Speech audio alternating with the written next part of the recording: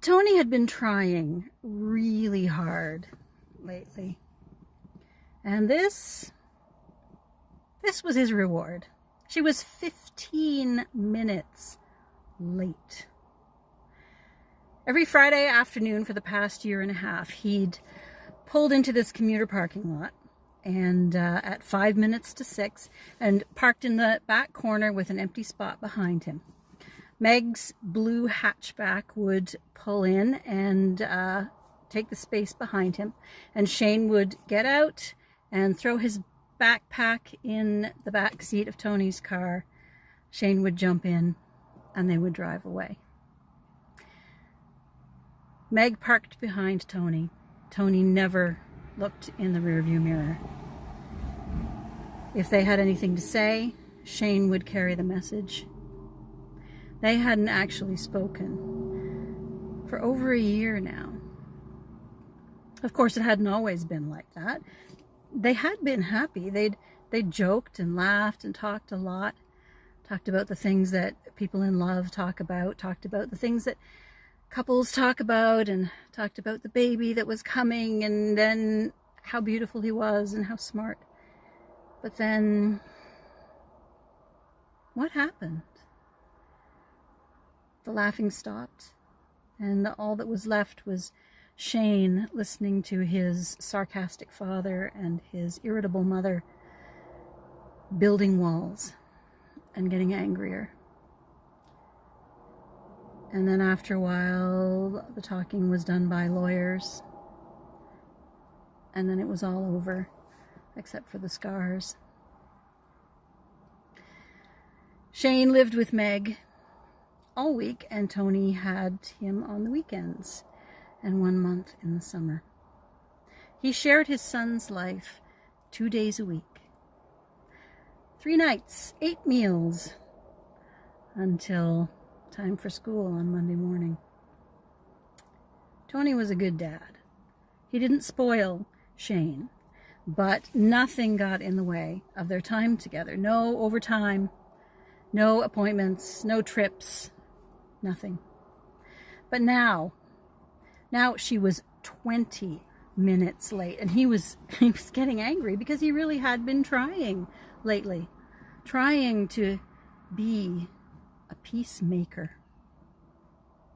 It had started a couple of months ago in Walt's kitchen.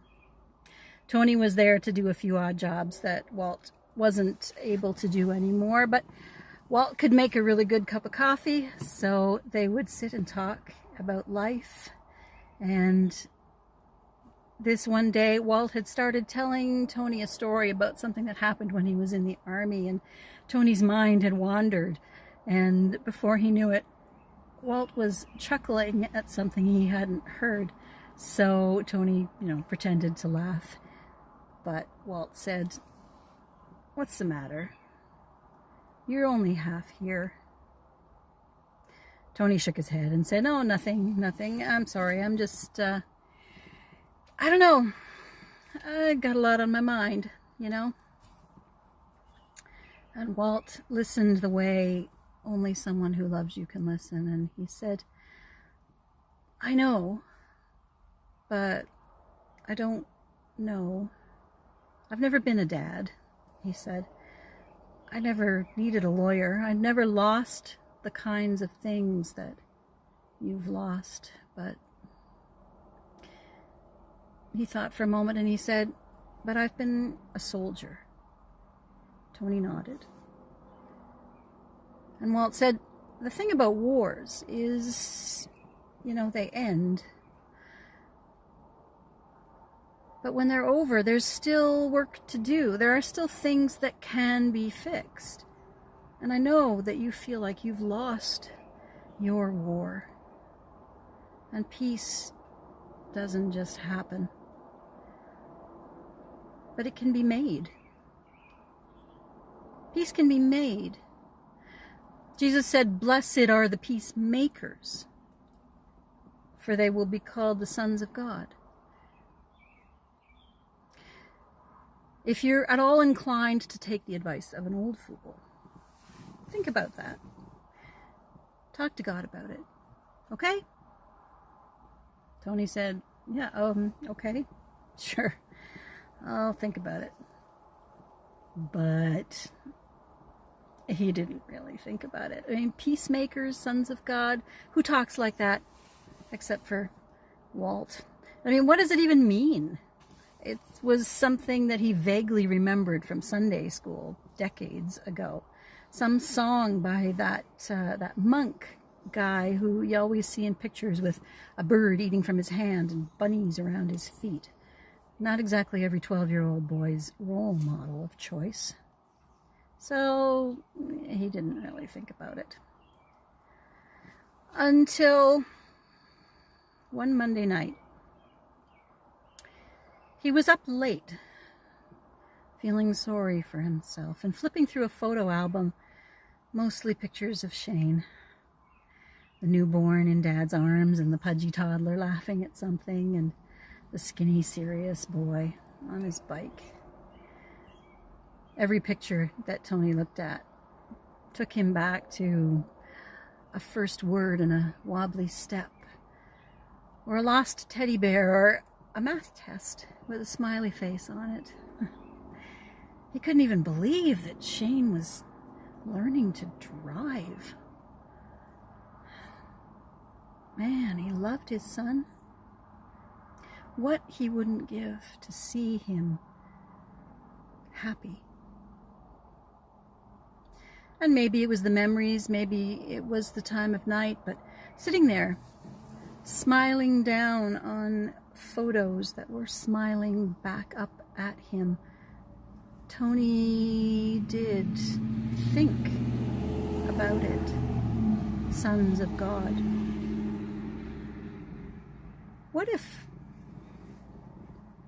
What if being a son of God was like this, like being a photo in an album on somebody's lap, smiling up at somebody who was smiling back? That would be something. So Tony started trying to make peace. He figured he could manage just not saying anything negative about Meg when Shane was around. It wasn't easy, but he remembered what Walt said, and he would remember to talk to God about it, and it seemed like he always did. He always helped. So when Meg was a few minutes late at the drop-off, Tony didn't say anything about it. When Shane said that he was learning to cook because Mom had to work late a bunch of nights this month, Tony just said, "So, when are you going to cook something for me?" And when Shane said that Aunt Joyce, Meg's sister, had crashed her bike and had to have her jaw wired shut and couldn't talk, well, Tony had to talk to God about that one real quick, but he did not say what he was thinking. He felt good about that one. But this today, she was now half an hour late, and he was really angry. And when he finally saw her pull in the parking lot, he could have just spit. She pulled around behind him, and it looked like she and Shane were arguing about something. And then finally, when he threw himself out of the car, he stomped up to Tony's passenger door, opened it, leaned in, took a deep breath, and said, "Mom says there's a thing at her work Sunday afternoon for all the families, and she says it means a lot to her, and she really wants me to go, and I think it's okay, but it means you have to bring me back here Sunday morning instead of Monday." And he braced himself. Well, Tony was already angry, but come on. Sunday was his. The past half hour had been his, and now she wanted Sunday too. He had a legal right. He had paid through the nose for that lawyer to just scrape up weekends. Not to mention, no notice, No thought for what he might have had planned for the weekend, and no consideration, and no guts making Shane deliver the message for her. It was just, you tell her. And he saw the cringe in Shane's eyes. He saw the hunch of his shoulders, and he remembered peacemaker. On the inside, Tony screamed for help. And he heard somebody somewhere ask him, "What's the cost of peace, Tony? What's the cost of war?"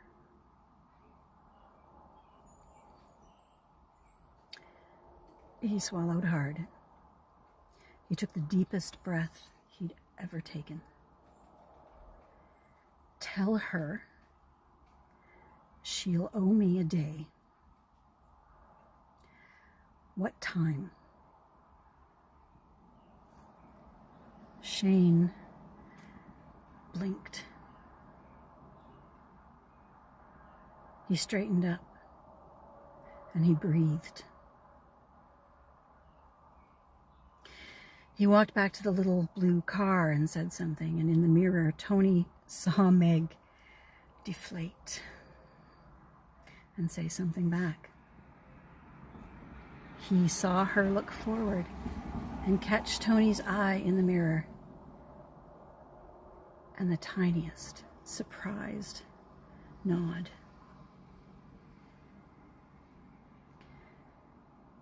The passenger door slammed and Shane said, "She says 12:30 is okay." As they pulled out of the parking lot, Shane said, "Thanks, you know." "Eyes on the road," Tony said. "Yeah, I know." For the rest of his life, whenever Tony remembered that moment, it was a snapshot. One of many pressed into an album on the lap of someone who was smiling down at him. And he was smiling